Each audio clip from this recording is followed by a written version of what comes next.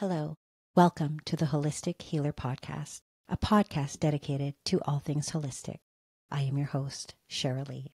Today's guest is Raghunath Cappo. He is an international yoga and spiritual teacher. He is a Bhakti Yoga and Krishna conscious devotee. He is an ex-monk, ex-punk, and spiritual storyteller. He is the co-host of the Wisdom of the Sages, which is a daily yoga podcast that reveals truths about life from the timeless wisdom of the Bhakti Yoga tradition. We sit down today to talk about Raghunath's journey into spirituality, eating consciously, karma, Bhakti Yoga, over-identification with the ego, and so much more. Enjoy the show. Hello, everyone. Welcome to the Holistic Healer Podcast. I am your host, Cheryl Lee. Today, I am so excited. I have Raghunath Cappo on. He is an international yoga and spiritual teacher. He is a Bhakti Yoga and Krishna conscious devotee. He is an ex-monk, ex-punk, and spiritual storyteller. He is the co-host of the Wisdom of the Sages podcast, which is a daily yoga podcast that reveals truths about life from the timeless wisdom of the Bhakti Yoga tradition. Welcome to the show. Thanks. Great to be here. here. So Keep excited. up the good work. Love your podcast. Thank you. Thank you. So I like to start my podcast off just with a not too lengthy, just journey of how you came to be the man you are today, the Bhakti Krishna devotee. It's been a crazy ride. But I think it started at a young age. I got really interested in health and health food. You know, it wasn't so popular. It wasn't in the public conversation. But I moved to New York City when I was a teenager, and I was into music and punk music. And it's all told in my book that comes out April 1st, which is we're going to talk about that too. From punk to monk. To monk. You know, like punk was alternative compared to corporate rock. There's also corporate food. And so the whole Lower East Side in New York City was sort of a hub of alternative living. And at a young age, I, as a teenager, I got a job at a health food restaurant in New York City, which, you know, vegetarian or vegan restaurant that they're everywhere nowadays. But back then it was very rare. So it was called ahimsa, which is Sanskrit for nonviolence. Okay. And it was owned by a guy who owned another store called Ayurveda, which was a bookstore. Back then, Ayurveda was a real mysterious word because there was, I think, one book on Ayurvedic medicine out. Now there's many, many. Sure. And then he had another store called Prana, which my guitar player worked at. And Prana was their health food store. So between these three stores, we got a lot of education into alternative diets, into fasting, into metaphysics, into, there was a few really great bookstores back then. And this was like 1986. Wow. And so back then you had to really search this stuff out. Nowadays, everything's just a Google search away. But it was a fun little adventure. And, I've discovered everything from macrobiotics to, spirulina, and stuff like that. So that sort of started me on my journey. Okay. And then I started heading more towards a spiritual trajectory. My band started getting a little famous, which I found completely unfulfilling. And I felt like there was popularity growth, but no internal growth. The popularity growth was just sort of like an illusion. It's like I wasn't growing as a person. And so I wanted to become a little bit more internally focused. And then my father died. Okay. It all came very quickly. And I was a little shocked. I felt like the carpet got pulled out under my feet with being grounded in the material world. Right. And there was a lack of faith in the material world with the success of the music. And that drove me deeper to, instead of looking without, looking within. And I got on a sort of a fast track impetus to get into my spiritual life. And then I left for India when I was 22. Wow. And sort of that started me on, being a monk for about 6.5 years, recreating my another band, but with more spiritual context. And then of course the whole time I was doing yoga, and then yoga blew up. And by the time years later, after I stopped touring, I was like, you know what? I don't know anything. I had never went to school. All I know, my school was the ashram in India. And now I should just, maybe I should just teach yoga. And I never Yeah. thought about it, but then someone asked me, hey, will you sub my yoga classes when I was living in Los Angeles? At the time, I was a raw foodist. Yeah. And I was like, well, if I teach a yoga class, I'm going to teach it the way I would teach it, And so I chant in the class. I believe in the power of transformation starts with sound, breathing, and movement, those three things. So I don't know where you teach, but I'm going to definitely be chanting in that class if you want me to teach. And she said, yeah, sure. Okay. So I started teaching all over Los Angeles just to sub this friend of mine's classes, but all these places hired me that, that people liked the classes. So I just became like a yoga teacher in Los Angeles overnight at all these different places. And then I moved back to New York City or New York rather. I got married, had a family. And so anyway, that led me. And now I'm upstate New York on an 11-acre yoga farm that we started to teach about bhakti, about kirtan, sound, transcendental sound, spiritual life, and yoga retreats and trainings. Beautiful. And the podcast. You got the podcast. And the podcast. The podcast started just because it was very peculiar. And it was almost, I wanted to start a podcast. But what I ended up doing was teaching a few students from my house sacred literature. I was training some people to be monks who were living with me and some local students to come at 5 a.m. and I would teach them. And then we started going through the sacred literature. So this was already happening for about a year. Then we started going systematically through sacred literature. And I thought, hey, you know what? I should tell my regular students, because I travel and teach yoga. Maybe I should, because if you hear yoga philosophy presented, it's inspiring. It's like, oh, that sounds so cool. Yeah. But how do I hear it on a regular basis? This is the glory of podcasts. Right. Your podcast is so inspirational. Thank you. But if you were to come to, locally and give a class, I got inspired, but then you would leave. So podcasts is a way to like keep them all together. Where a person can go back. They listened. Yeah. Like yesterday, you had this great interview with, what's his name? Lauren Lockman. And that was such a great interview. I was like, I want to listen to that again. So we can, what's it called? Binge listen. We can binge listen. Yes. Yeah, you can listen again. So I thought, you know what? I'm going to start gathering all my students from around the, teaching Europe and America. And that way they can just, if they like what I say, they can listen on a regular basis. So I started teaching on a regular basis. And it was small. We had like 80 people a day listening. And then my friend who was a monk with me, a good friend of mine, he would jump on also, and I'd invite him to speak. And people would love our combination because he's very straight. He's very erudite. And I'm sort of like a little wild, a little nuts, a little all over the place, and very passionate. And so us together were a nice combo. And people said, you guys should do this on a regular basis and make it into a podcast. So 2020, January 1st, we started a podcast. And believe it or not, this is a Krishna miracle, I call it. Yep. 6 weeks into it, I get contacted by an old friend of mine, Joe Rogan, who I did a lot of martial arts with. And then he liked my flexibility. He liked the fact that I had very, very good endurance. Back then, I was like, a $150 soaking wet with a crystal in my pocket because I was a raw foodist. And he was like, you're 35 pounds lighter than me, and you're putting up such a good fight, and your endurance is good. Can you teach me some breathing techniques? And can you teach me? So I started teaching him yoga, and we just became friends from that. Amazing. And so I don't really hang with him or did hang with him, but we slightly just kept in touch. And then strangely, I never believe anything's coincidence. I always, believe there's higher forces moving things around. Yeah. But he reached out to me and said, would you like to come on my podcast? You got to understand, I've never even listened to a podcast, and I didn't even realize how big his podcast was. But I said, well, and I know he's like, he's a very good interviewer and sometimes very argumentative. I was thinking, is he going to want to just debate me on something like vegetarianism? I go, because I don't like debate. I don't like to. I will debate people if I get challenged, but I really don't go for that. If people want to learn from me, I teach them. So I said, listen, you want to debate me? And he goes, no, but yoga's become so popular now. And you have such a good story about how you got into yoga. I just want to just pick your brain.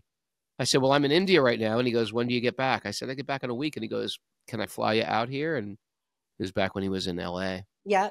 I said, sure. So I came out and we had a great time. Oh, wow. That's Yeah. So that blew up my beautiful. podcast. And then a year later I got him Rich Roll, and that Yes. also, you know, because we have very similar demographics, because recovery, Yeah. veganism, athleticism, a lot Yep. of people listen to our podcast. So that gave us a big bump. And now we have a big, it's not massive, but we have a nice, maybe 15,000 people a day Beautiful. tune in.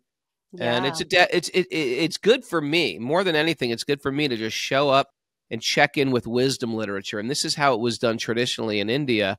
It's not like, you know, it's like taking a yoga class. I'm not going to get any good at yoga if I show up whenever I want to show up. Right. I got to show up on a regular basis. You know, when I make an explicit goal for something, then you get exponentially better at that. If I want to get good at violin, if I want to get good at weightlifting, if I want to get good at, you know, photography, you got to show up on a regular basis and put in the time.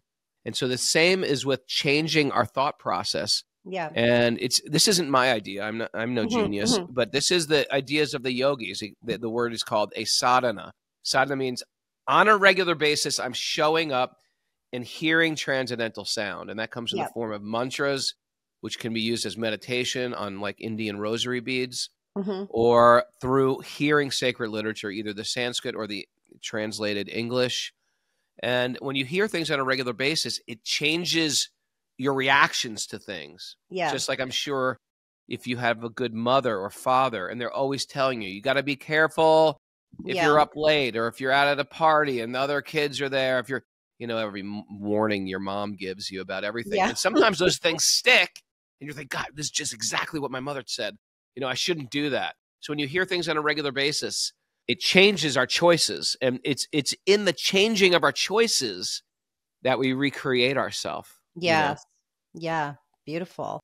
So can you explain to people, like a lot of people think, oh, yoga, they think of going to their local yoga studio and doing practice, but what is Bhakti Yoga? Great question. Yoga is connection with source. You know, like we have this word, sorcerer, right? A sorcerer is one who's connected with source.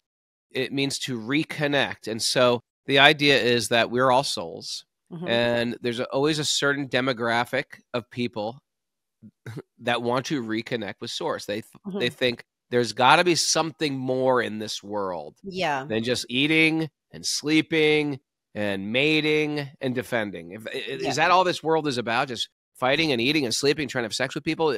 And sometimes people, when they get a little thoughtful, they start to think, you know what? Big deal. It's like, been there, done that. The material world is a big, been there, done that. Yeah. And so some people never get that in their lifetime. They're always like, no, I just want to eat more, different flavors and different flavors of men or women, or I need to make more money or something like that. But you may get to a point in your life where you realize, like, what can I buy? What can I actually buy that will fulfill my heart? Do I need 2 motorcycles? Do I need 2 Lamborghinis? Do I need 2 a house here and a house there? And when will I actually start to just live? What will actually fulfill me? And so historically, throughout the world, no matter what religion you are, there's been people who've had this question, and they said, you know what? Instead of looking out to find my joy, I want to see if I can look within to find my joy. Yeah. And we see this in a consumer culture that we have, where, you know, you can only build a house so big with a big, you know, extension on the back and a massive yard and a massive deck. And now we've got a swimming pool. After a while, it gets to this point, it's like we get sick of our own consumption. Yeah. And so there's a massive movement in America right now for simple living and tiny homes and getting back to nature and growing your own, having your own gardens and stopping all this reliance on, you know, shipping in my papayas from Mexico. And what can I grow here? Can I forage? This is actually a big you can find it on social media. There's groups that forage and groups that live simply and groups that are trying new ways to, you know, figure out how to composting toilets and off the grid. It's a very big thing because we're sick of ourselves. We're sick of ourselves. We're sick of this, you know, and so I get it. And we get it. So when we get to this point, we start to think of, okay, where what is my happiness dependent on? Yeah. What do I need to be happy? And I think that was like the big thing I learned when I first went to India as a regular American. I thought I was very alternative until I saw the way the monks lived, and I realized I'm not an alternative. These guys have nothing. Yeah. These guys have nothing. They don't even have heat in the winter or AC in the summer. They all sleep on the floor. They have a sleeping bag or a mat or a bamboo mat, and it's like they've got nothing materially that should make them as happy as they are, and they're quite happy. What am I doing so wrong? And what is culture teaching me in the pursuits to be happy that we've got? It's almost like we're like flies banging our head against a window to try to get out. And so when I first saw that, I was like, okay, these guys aren't trying to exploit me. These guys have something I want. I want what they have. They don't want what I have. Yeah. They've given that up. Yeah. I want what they have. And so, that first like sparked my interest, Yes. It was a physical journey. I got into yoga. And that was in the 80s. So back then, I'm sorry, I tend to like a dog chasing a squirrel. Yeah. I tend to get off the trail. I squirreled off on this one. You asked me about Bhakti Yoga, but it was my life journey into health, into healing, into connection. And yoga in the 80s in New York, it was all spiritual because yoga is a spiritual practice. I like to use the example of a condiment. Sometimes you put some gamasio or some sea salt or some ketchup on some of your food. It's not the meal. It's a condiment to a greater meal. If I was just to offer you, say, come on over, Shirley, come over for some ketchup, it'd be peculiar. Yes. To come over and eat a bowl of ketchup with a straw. But if I was to say, here, put some on your veggie burger or whatever, it would make a little bit more sense. So in the same way, we find that people have taken the condiment, which is a physical practice of yoga, and they've made it the meal. Yes. Now, condiments are good. Sea salt is good. Chutney is good. But it's just peculiar in and of itself. But in the secularization of yoga, that's what we've created. We've created a very good, if not maybe one of the best ways to keep your body healthy and strong and fit and flexible, and work on your cardiovascular system, and we figured, but we've just sort of like cut divinity out of the whole thing. Yeah, because I feel like yoga in the Western world, it's like yoga equals a fitness membership at like Gold's Gym offers yoga. And right up there with, cardio kickboxing. Yeah, and, exactly. You know what I mean? And my whole thing is like, that's the thing. I read somewhere that asana practice, and I don't know how you feel about this, but the asana, the physical postures of yoga really is a very small piece of what yoga truly is. It's the condiment, right? It's the condiment. And that it's interesting that today, for example, if you go into a yoga class and you've got really loose hamstrings or really loose shoulders and you can get into full lotus or do a perfect triangle, you're a yogi. But the person who goes in and has tight hamstrings or tight shoulders or can't move their body somehow in the Western world is considered, well, you're not a yogi until you can do this physical asana. Sure. And so, like, how do you feel this could potentially change that in our Western culture, that the meaning of yoga is just buying a gym membership, and it's maybe a little disrespectful to the tradition of what yoga truly is? Well, you never get the, you can have a shell of a Mercedes without the engine. Right. So it's not like the shell has no worth. It has some worth. It's comfortable. It's very beautiful to look at. But without the engine, you're not going to go where it was intended to go. Right. So in the same sense, you'll get some benefit out of yoga for sure. And if you want to cut divinity or source out of it, you still get benefit. Sure. You get to breathe. You get flexible. But we find that, or at least I found that, the real pain that exists in the material world is not so much in my hamstrings or my lower back or my, the pain is mental. Yes, the pain. And absolutely. so if you actually study yoga in a broad way, you see that all the practices we do, asanas, the physical practice, pranayama, the breathing practice, gazing, the practice with your eyes, kirtan or chanting, all the practices they do are meant to control the mind. Because if the mind can't be controlled, you can't be peaceful. If you can't be peaceful, you can't be happy. Right. So the external stuff is good, but there's a necessity to go deeper, is to work on those internal things. What is going on in my mind? If my mind is disturbed, who cares if I'm really fit? Who cares if I'm ridiculously flexible? If I can do, Supta Baddha Karmasana, or put my legs or ankles around my head and wrap my arms through my legs. If I'm merely a contortionist, does that mean that I'm a liberated soul? Somehow we've confused those two things. Yes. A person can do some type of, some people could do these when they're like 8 years old. I know. Does that mean they're liberated souls? That means I want to take spiritual initiation from my 8-year-old who can put their legs behind their head? No, it just means their bodies are open. What if a person has no legs? Does that mean they're disqualified from spiritual reality? No. It's foolish to equate the two. Yet in our modern culture, we've equated contortionism to becoming, a great guru, and it's not necessarily. It doesn't mean it's not good and it's not useful, etc. But you got to see it in context, like the condiment to the meal. And what is the greater meal anyway? It's a shifting of our consciousness, and that shifting is, it's all about me, to I'm a tiny part of something bigger. Yeah. And my job is to contribute to the whole instead of thinking I am the whole. Yes. So that is the biggest thing in the fallacious way that it's taught. Yeah. If I don't understand that, if I still think because our ego trip, people tend to think the ego trip is just this guy on Wall Street is making a lot of money buying and selling. That's not necessarily ego.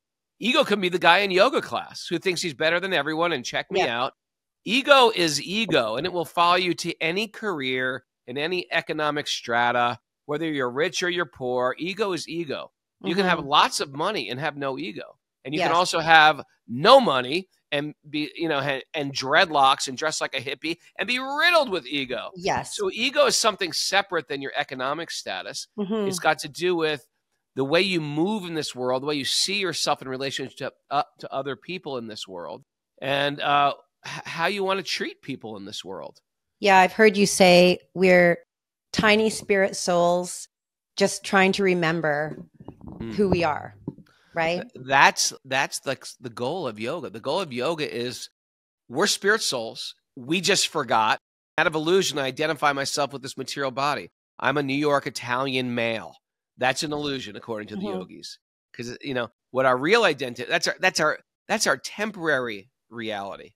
Just like if I was to dress up in a Halloween costume and I'm Frankenstein, that's a temporary reality. Tonight I'm Frankenstein. I'm going out on the town with my kids and trick or treating, and I'm Frankenstein. That's a temporary reality. The real reality is I'm this father, husband, etc. So there is a real reality. The Vedic teachings teach. By the way, none of this is my teachings. Again, I'm a dumb Italian kid from New York. I don't know much, but the Vedic teachings teach we are spirit souls. We're constantly changing bodies.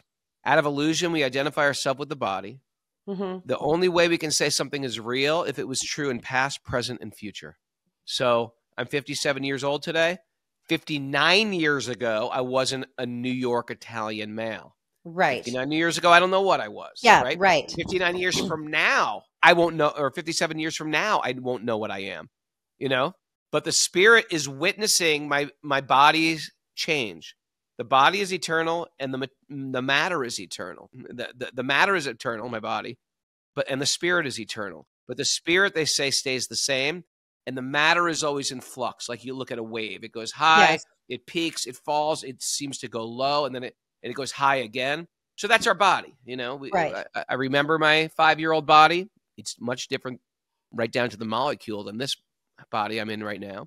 I remember my 20-year-old body. Remember my 50-year-old body, and I'm witnessing my body change. There's a me, a fixed position of me watching myself change. So the yogis say that is you. That's actually you. That's what the soul actually is. I grew up Catholic, and so there was this ambiguous idea of the soul. And I didn't quite understand, is it like Casper the ghost that lives in Yeah. the body? Is it just, but the yogis explain it really simple. It's whatever animates matter. So a tree has a soul, a leopard has a soul, a snail has a soul, a blade of grass has a soul, and all those, a human has a soul, and all those souls in one sense are equal. They're different, but equal. Yeah. But the major differences are in the gross body. Right. And to be really honest, they would say, you can't even say you're a man. Why? Because that changes. Right. Okay. Yeah. Sorry if that was long-winded. No, But no, I love that. And I know you've also said, like, unless you cleanse your mind, you're not really healthy at all. So it really begins in the mind, right? oh my God. Imagine if I was on the Yeah. cover of Muscle and Fitness magazine, totally ripped. Then Yeah. I can pop into a handstand, put my legs in lotus. I eat a completely organic, raw food diet. Yep. But when I see somebody else that's better looking than me, I become envious. If Yes. people have hurt me, I take offense and I hold on to resentment, right? Hmm. I'm incredibly competitive. I identify with the body as myself. If I have a little bit of body fat, I start to hate myself. And Yeah. the only way I love myself is if I see my abs showing. It's like this type Yeah. of body consciousness, resentment, envy for other people, competitive spirit. There's no health there. Health No. is holistic. Health Yes. has to be like fitness. Fitness is a thin slice of a pie. And I'm sure you know that Very, dealing in very the health thin. industry. You see people are sometimes who are thin Yeah. and even fit, but you go to a gym and they eat these horrible protein Yeah. powders or these Yep. Processed putting food. processed food, processed health food, junk food. Yep. You know what I mean? And even in the Yep. name of like muscle building bars, it's ridiculous what's out there in the health field. And all really to numb out even more from feeling our feelings or actually experiencing what it is we need to experience to evolve. I feel like so many people are so numbed out. And I know there's Mm, this kind of two phrases that are going around a lot right now. One is spiritual bypassing and one is toxic positivity. And I've mm, talked about both of those on the podcast. And I know it's a little bit of a, there's different definitions for both of those, but I do think they're applicable because a lot of people feel like I'm just here to have a good time. I don't want to look at my stuff. It doesn't matter. I've got a roof over my head, and missing the point of that self-inquiry piece of really diving into like, what is it? Like if I really start to feel what I'm feeling or really do that self-inquiry of why did I just get triggered? What is it within me that is making sure. me react that way? But it's this type of thing that you were just talking about, the whole ego driven, which is even worse now because of social media, of just focusing on the body, the exterior body, deriving our worth from that, Yeah. and just living a life. So how can we start to come back to, because I feel like for the most part, we can start to, I know it's not like to renunciate everything is not realistic in this, culture here. But what we talked about at the beginning, maybe living a more minimalistic life and really looking at why we're driven, why we have the things we have. Like, what are some of the things that we can do to become less defined by our external bodies and start to actually be willing to do the work to evolve and grow? Great question. Thank you. Great statement and great question. Thank you. And there's so many ways people go about doing these things. And I have my whole story, but one great way to really start to reconnect is this Maham Mantra. The Maham Mantra, Hare Krishna, Krishna Krishna, Hare Hare, Hare Rama, Rama Rama, Hare Hare. This is a powerful mantra. It's called the Maham Mantra. It's a great mantra. It's a powerful mantra because it gives you what you need and not necessarily what you want. Right. Yeah. There's different mantras. I mean, if you study this science of mantras and pujas, and there's different ways, metaphysical ways to get what you want. There's mantras for progeny. There's mantras for wealth. There's mantras in abundance. There's mantras for as weapons. There's mantras as cursing. Yeah. The Maha Mantra gives you what you need to connect with source. And when you start using that mantra for connection with God, all of a sudden, it's like the sun coming out on a dark night, and it starts to show you, oh, that's where I should be turning. I should be going left here. I've been going right this whole time. I should be going left. Okay. Oh, I thought that was a monster. That is just like a tree. Oh, I thought that was a snake on the ground. It's a rope, and starts to take away a lot of your anxiety, give you direction, because it's no longer you figuring out. Let's face it. I've tried to figure out a lot of stuff myself. A lot of times it got me in trouble. Some of my worst mistakes I've ever made was due to my own great thinking, Yeah. So what I found was that my prayer is not give me what I want, is give me what I need to grow. I trust you. Mm-hmm. And that's very powerfully done in that Hare Krishna mantra. And you can chant it just sitting quietly and repeat it. If you have malas, you can do it on malas, chant one mantra for each mala. Mm-hmm. Those are like Indian rosary beads. You can chant on rosary beads. Yep. You chant on your fingers. But the idea is it with intention and focus and calling divinity into your life. And that comes from accepting the things we just were talking about earlier, that I'm a divine person. I'm not a material person. I'm a spiritual person. And I want to recognize my spirituality and call divinity in my life and trust that divinity will start to direct me. And I find, and many, many of my students find that, and our listeners on our podcast, that when you start making that sincere petition to divinity, divinity reciprocates, because divinity also has, even though it can be an ambiguous energy or force, it can also be a being. There's a beingness behind divinity actually that also reciprocates in the same way an animal will reciprocate to love. A parent will, or a friend or a lover will reciprocate with love. And then there'll be a reciprocation where you'll start get directed. You might meet a person or a group of people or find a book that's been on your shelf for 10 years and it'll start to speak to you and you open it right to the right page or find some website or something. Something will happen because this whole thing I'm talking about is real. Connection to source and the soul is a real thing. And it's been happening forever. No one's got a monopoly on this. No one religion has a monopoly on this. But what I like about India was they go into great, great detail on mantras, metaphysics, the mysteries of the universe have been explained. And they're just sort of like, they're there for the taking. And it never ends. I never feel like, well, now I've learned it. Now I'm a theologian. I've arrived. Now I got this. I've been studying this stuff seriously for 35 years. I feel like I've got like a thimble, if that, of the wisdom that's out there. There's always more people to teach me and learn from. And it's exciting because it actually works. And all the stuff you were saying about like spiritual bypassing, there's no room for, you can't cheat the system. Yeah. You know what I mean? Ultimately, Right. I can't, I might fool a few people. Who cares? Yeah. I can't cheat my own relationship with God. And it's sort of like, I can't just say I'm a farmer and not plant anything and then expect to get corn during harvest season. You can't cheat the system. You want to spiritually bypass? Go ahead. You won't get any spiritual results. Right.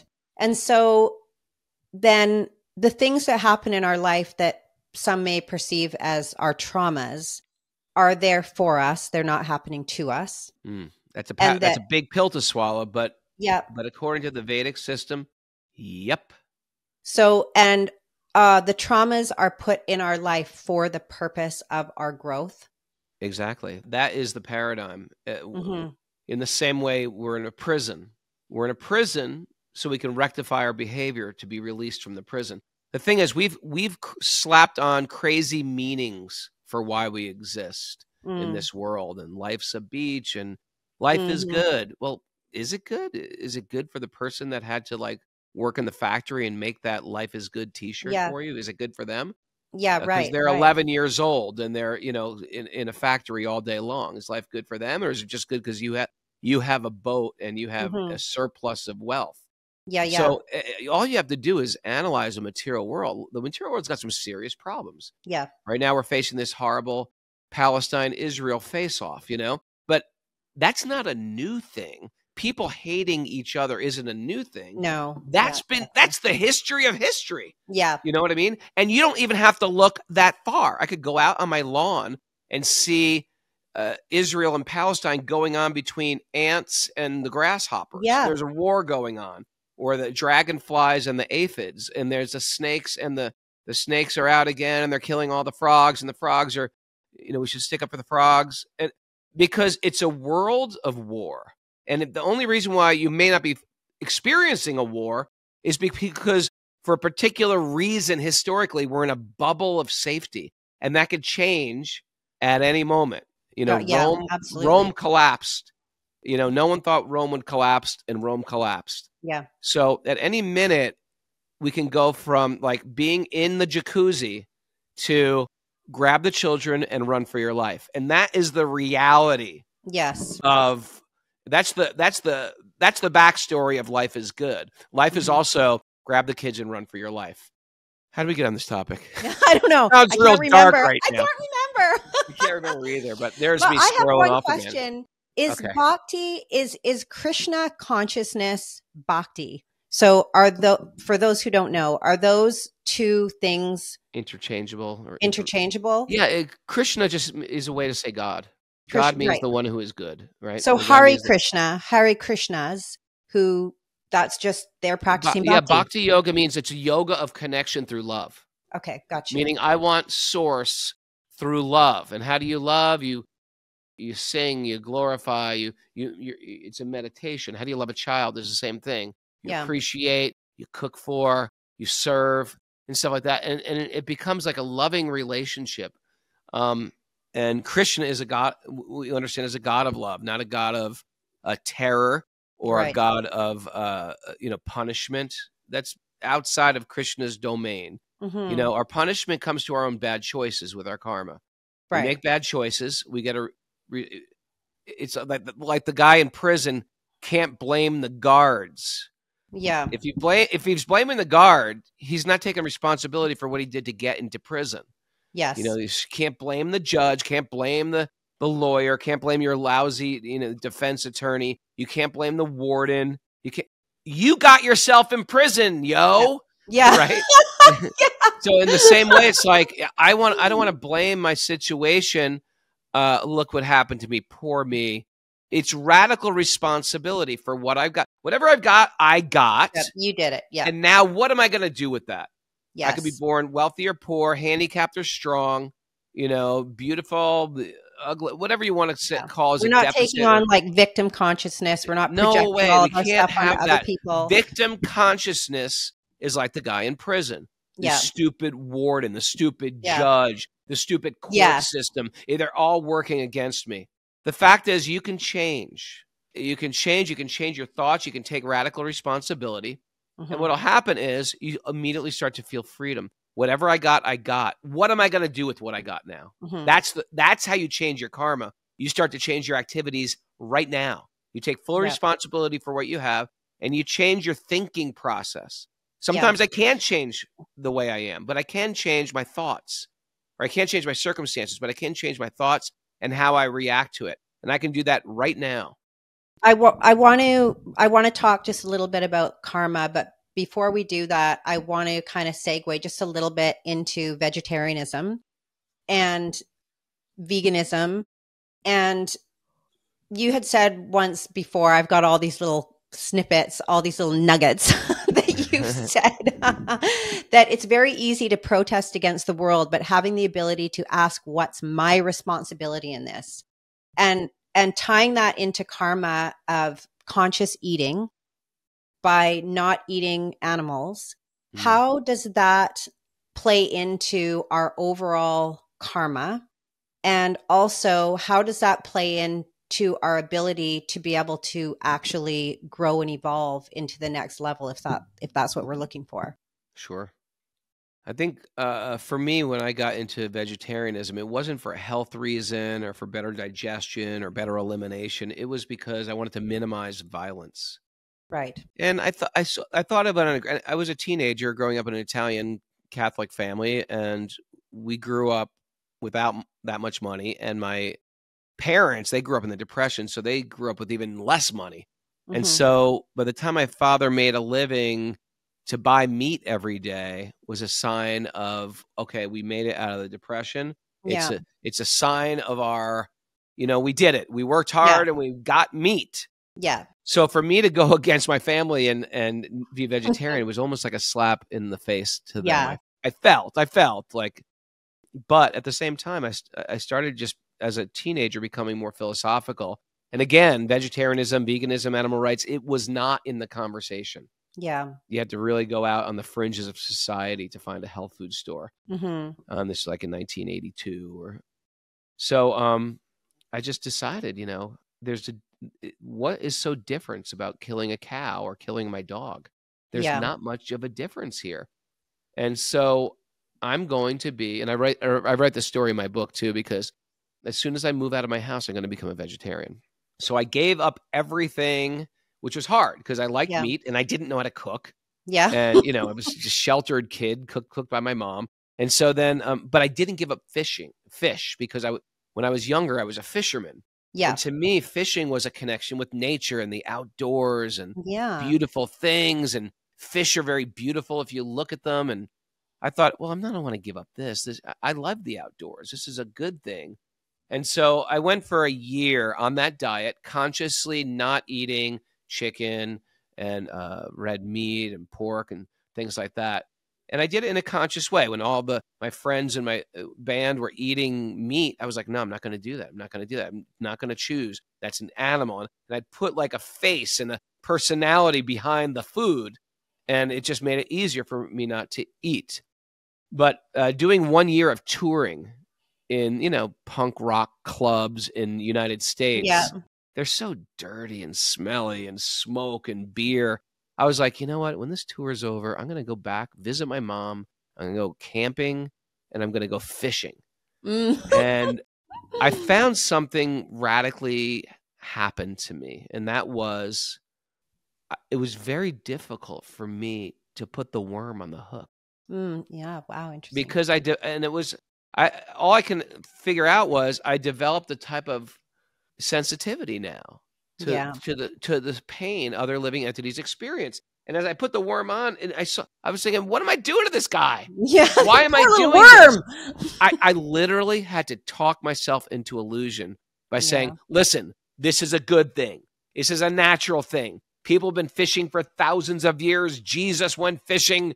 Everybody's been fishing. Fathers and sons fish. You're in nature. Go fishing, young man.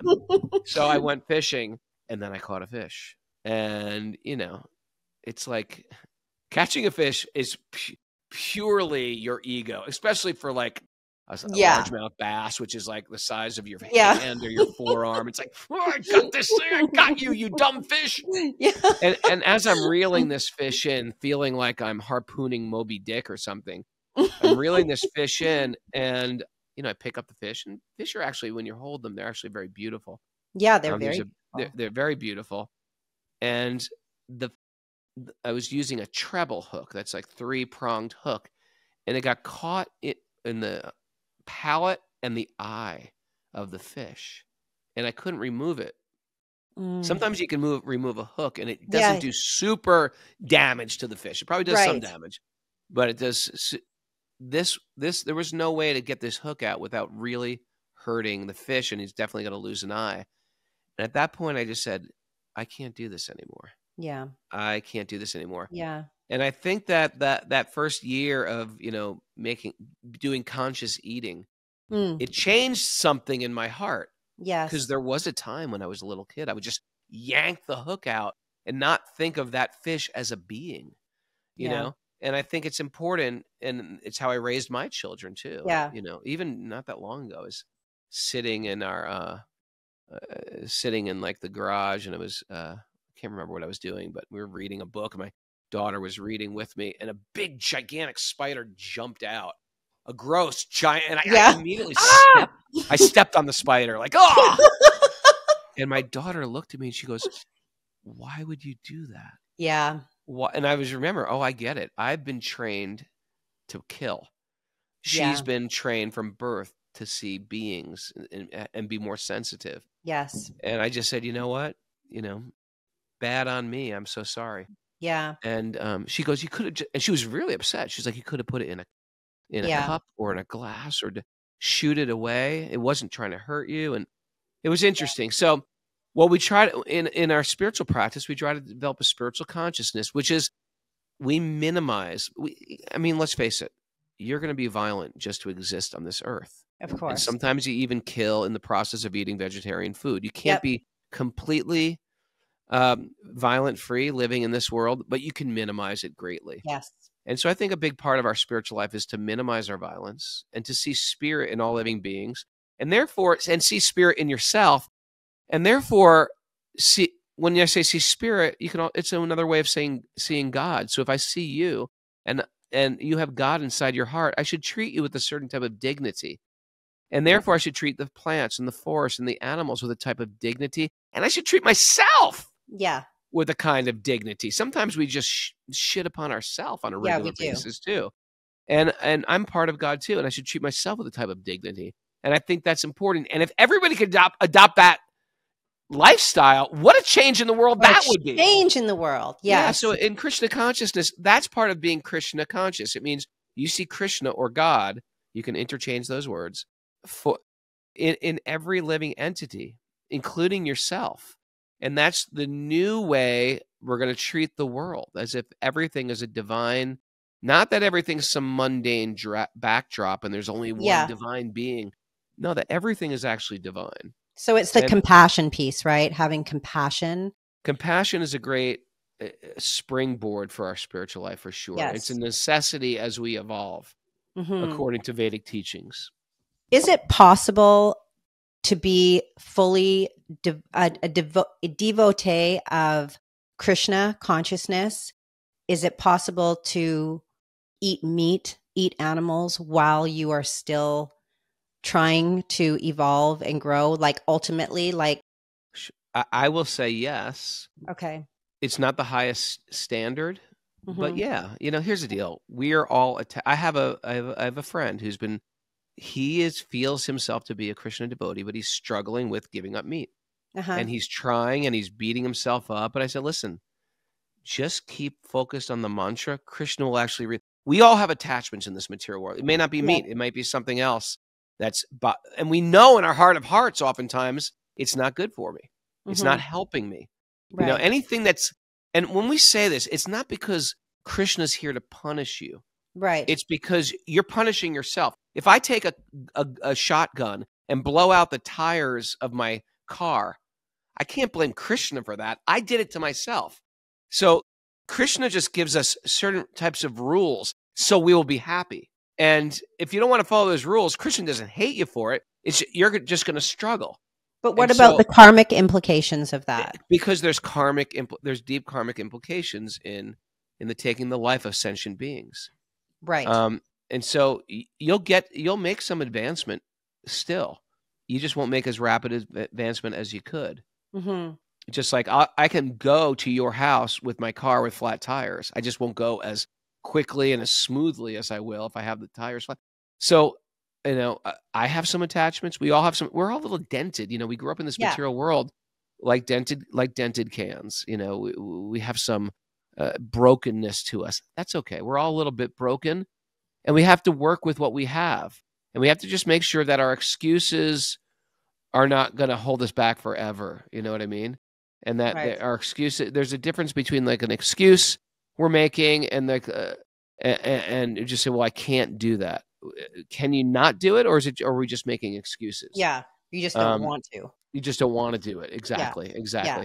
So I think as we get more sincere, and I'm watching this happen with my friend who's like literally trying to get into bhakti for 25 years. I was like, listen, you've always been into bhakti, but now it's like Krishna or God is refining you, refining your desires. You've already let go of A, B, C, and D, and now he's like refining our consciousness. Just like when I was a Boy Scout when I was younger, you take a block of wood and you draw with a pencil an eagle, and then you cut big hunks out, and then you start getting X-Acto knives and making it more and more look like a being, an entity, and then you refine it with like a fine, like a fine type of knife, a type of blade that you can see the eyes of the eagle and the feathers of the eagle. Then you sand it grossly, and then you sand it lightly.